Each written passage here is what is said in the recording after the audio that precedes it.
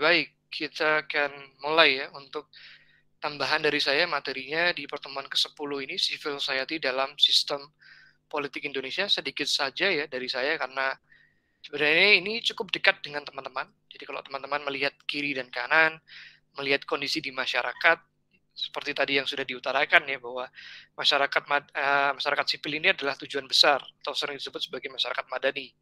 Masyarakat yang terbuka wawasannya luas, tidak terkotak-kotakan, tidak menganggap perbedaan adalah satu halangan.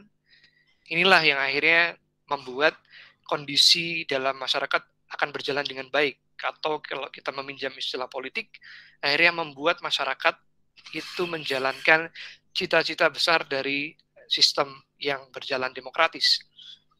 Kekuasaan atau kepemimpinan bukan hanya berada di satu tangan, tapi di banyak tangan gitu ya, tidak terpusat. Salah satunya adalah di masyarakat sebagai konstituen, mereka yang selalu dimintai suaranya atau mereka yang dipimpin secara langsung oleh para parlemen, para eksekutif ya, di para pemangku kebijakan. Nah, mengupas dari pertanyaan pertama, apakah yang dimaksud dengan civil society? Tadi sudah disampaikan juga masyarakat madani atau masyarakat sipil ya. Masyarakat yang terbuka wawasannya, paham konteks politik, kalau kita melihat dalam konteks politik. Dan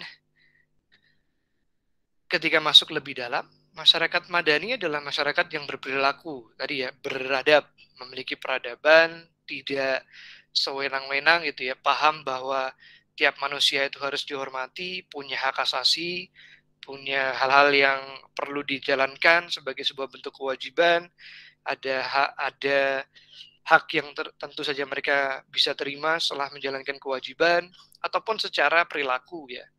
Mereka santun, berbudaya tinggi, berakhlak, sehingga akhirnya dalam kehidupan sehari-hari tidak memandang orang lain itu lebih jelek dibanding dirinya, dan tentu saja tidak memandang perbedaan adalah hal yang terlalu mengganggu sehingga akhirnya dipermasalahkan.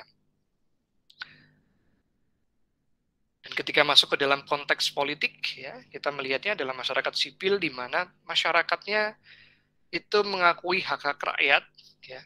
Rakyat itu harus diberikan kebebasan berpendapat, berkumpul, berserikat. Kalau kita sedikit menengok UUD 45 ya di pasal 28, cita-cita masyarakat adalah ditanggung oleh negara kebebasannya ya untuk berserikat, berkumpul, dan berpendapat.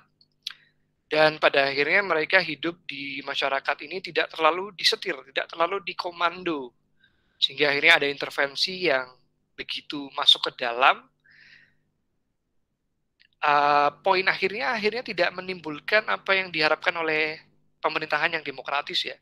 Terlalu banyak campur tangan negara, bergerak ke sana nggak boleh, media massa harus sesuai dengan pesanan dari pemerintah, atau dalam kaitannya menegakkan hak asasi manusia dianggap tabu ya.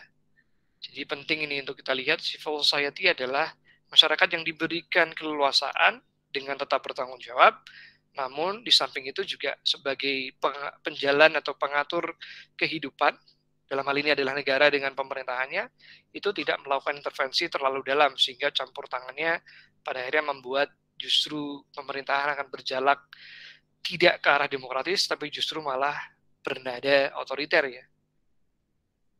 Dan ketika ditanya satu pertanyaan besar, hubungannya dengan sistem politik, salah satunya dengan sistem politik Indonesia adalah ada 3 poin ini. Diakuinya kebebasan intelektual dan media massa. Media massa tidak terlalu dikontrol oleh negara. Satu hal yang cukup signifikan juga ya, ketika kita lihat media massa, mereka adalah watchdog bahasa politiknya ya, atau pemantau. Ketika ada kritik politik, mereka tetap bisa diberikan keleluasan itu. Sebaliknya jika ada pujian juga tidak ditahan-tahan ataupun pesanan belaka. Dan masyarakat sebagai mereka yang hidup sehari-hari juga diberikan kebebasan intelektual. Maka dari itu harapannya adalah masyarakat yang hadir adalah masyarakat yang terdidik, masyarakat yang punya pendidikan yang cukup ya. Saya rasa masyarakat di bawah negara ini sudah mewajibkan ya, melalui program-programnya seperti wajib belajar 9 tahun, paling tidak masyarakat di Indonesia itu terdidik di level sekolah menengah ya, baik itu SMA maupun SMK, atau syukur-syukur dia bisa mengenyam pendidikan di level yang jauh lebih tinggi ya, seperti teman-teman saat ini nikmati, yaitu di perguruan tinggi, di tataran level S1. Yang kedua adalah masyarakat relatif bebas dari campur tangan pemerintah, sehingga menciptakan masyarakat yang mandiri dalam bidang ekonomi, sosial, dan politik.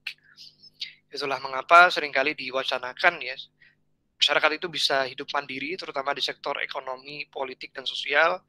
Di sektor ekonomi, bagaimana kita diberikan satu keleluasaan untuk menjadi pengusaha, menjadi entrepreneur, karena harapannya ketika mereka atau masyarakat bisa mandiri di bidang ekonomi, maka terbentuk masyarakat yang tidak tergantung pada banyak pihak dan mereka tetap punya yang namanya kebebasan intelektual tadi ya.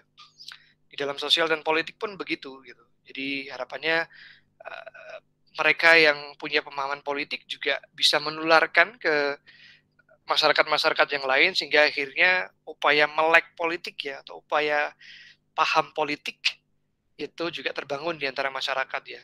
Tidak terbangun, justru sebaliknya kondisinya. Masyarakat yang apatis, masyarakat yang tidak peduli terhadap politik. Karena itu sangat berbahaya saya rasa. Karena tiap tahunnya mereka selalu dimintai suara. Kalau masyarakatnya apatis, maka suara-suara itu tadi dapat dibeli ya.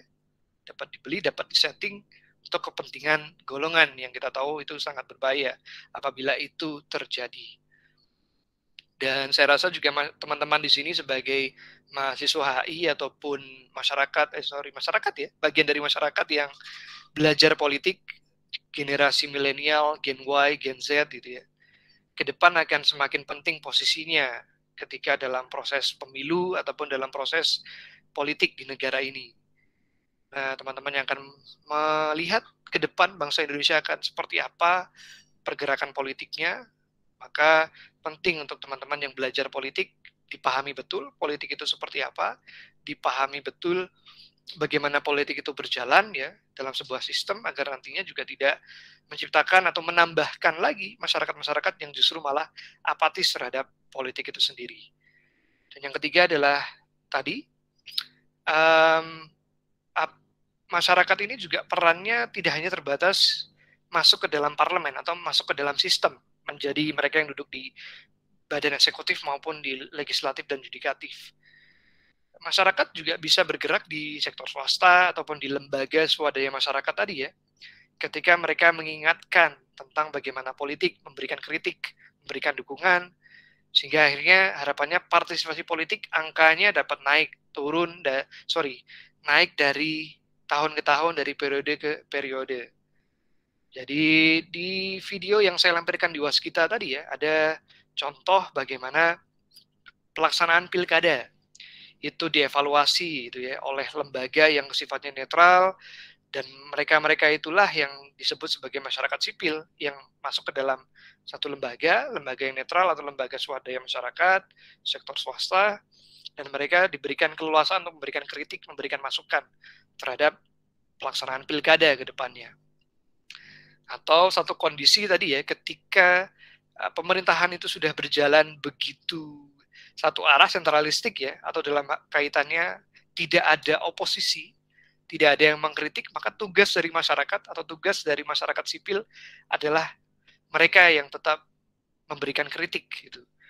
Karena pemerintahan yang baik itu adalah bukan pemerintahan yang justru adem ayem, yang oke, seia sekata, ada satu kebijakan, oke, langsung saja, tanpa ada perdebatan, tanpa ada diskusi di situ gitu ya. Contohnya kita bisa lihat di negara-negara lain gitu ya, negara-negara yang menjalankan pemerintahnya cukup sentralistik, Korea Utara misalnya gitu kan. Korea Utara kalau teman-teman lihat gitu ya, berita terakhir gitu, ini agak nyeleneh sebenarnya di Korea Utara itu, karena mereka sangat menghormati supreme leadernya atau pemerintahan yang mereka hormati, pemerintahan dari Kim Jong Il ya. Kim Jong Il itu adalah bapaknya Kim Jong Un yang saat ini memerintah Korea Utara. Itu ada satu kebijakan karena di bulan Desember ini memperingati wafatnya Kim Jong Il, maka satu negara diharapkan terus berkabung, tidak boleh ada kegiatan yang sifatnya hura-hura, pesta-pesta gitu ya. Padahal ini di akhir tahun ya. Biasanya kan ada banyak upaya perayaan tahun baru gitu. Di Korea Utara nggak boleh karena sedang masa bergabung Kim Jong Il, dipantau gitu ya. Bahkan ekstrimnya adalah sampai ada larangan untuk tertawa di Korea Utara di saat ini. Kebayang kan kalau pemerintahannya sentralistik dan masyarakatnya tidak boleh memberikan kritik, atau masyarakatnya iya-iya aja gitu ya. Justru akan jadi kondisi yang sempit dan sulit gitu ya. Seperti apa yang terjadi di negara-negara yang kadangkala sifatnya sentralistik pemerintahannya gitu. Jadi justru tadi ya saya utarakan, ketika pemerintahan itu berjalan adem ayem, tidak ada kritik, tidak ada perdebatan, tidak ada upaya untuk memperbaiki ketika ada yang salah, akan sangat berbahaya. Justru sistem politik atau pemerintahan yang baik adalah pemerintahan yang di dalamnya rame. Komponen-komponen yang lain juga ikut berperan, masyarakatnya terutama sebagai konstituen juga ikut vokal, maka akan dekat dengan bagaimana pemerintahan yang berjalan dengan baik atau pemerintahan yang berjalan dengan sehat dan demokratis. Saya rasa itu untuk tambahannya ya, ini sudah slide terakhir ya. Jadi itu tadi, civil society dalam sistem politik Indonesia, pengertiannya kita sudah sampaikan ya, dan harapannya adalah 3 poin ini ketika kita melihat civil society itu bisa bergerak dalam sistem politik Indonesia. Nah, nantinya kita akan mendiskusikan ya di dalam kuis seperti yang saya lampirkan di waskita ya. Kalau teman-teman melihat kenapa ini penting, adakah alasannya? Kenapa masyarakat sipil itu penting di dalam sebuah sistem politik Indonesia? Barangkali teman-teman punya pandangannya, atau mungkin menurut teman-teman, ya nggak usah aja ya, civil society itu nggak usah dilibatkan. Karena ribet harus menjelaskan, memahamkan satu demi satu masyarakat gitu ya. Dan kita tahu level masyarakat di Indonesia itu berbeda-beda. Termasuk pendidikannya, ekonomi, itu berbeda-beda sehingga agak susah kalau ini ingin diwujudkan. Nah, monggo silakan nanti teman-teman punya tanggapannya, kenapa ini penting atau tidak penting di dalam sistem politik Indonesia, silakan teman-teman bisa melampirkan di kuis. Untuk saat ini, itu yang dapat bisa sampaikan untuk kaitannya dengan civil society ya, dan peranannya di dalam sebuah sistem politik, utamanya di sistem sosial politik Indonesia.